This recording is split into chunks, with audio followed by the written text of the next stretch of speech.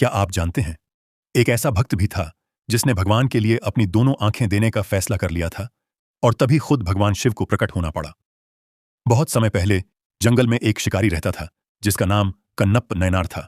उसे पूजा पाठ के नियम नहीं आते थे और न ही मंत्रों का ज्ञान था। एक दिन शिकार करते करते उसे जंगल में एक शिवलिंग दिखाई दिया।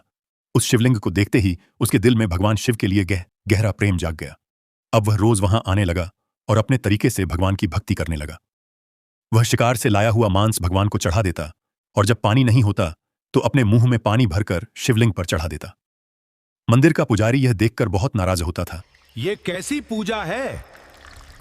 भगवान को मांस चढ़ा रहा है। टीका है, लेकिन भगवान को उसके नियम नहीं बल्कि उसके दिल का सच्चा प्रेम दिखाई दे रहा था। एक दिन अचानक एक चमत्कार हुआ। शिवलिंग की एक आंख से खून बहने लगा। पुजारी यह देखकर डर गया और समझ नहीं पाया कि क्या करे। तभी कन्नप नयनार वहां पहुंचा।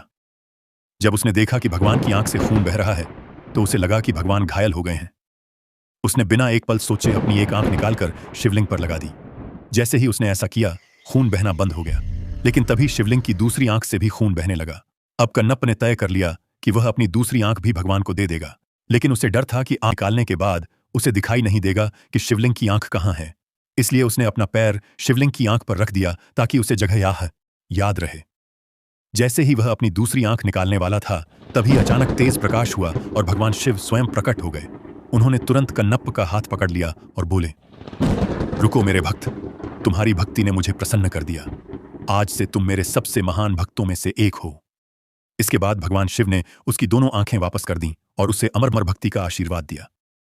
अगर आप भी सच्ची भक्ति में विश्वास करते हैं तो कमेंट में हर हर महादेव जरूर लिखें।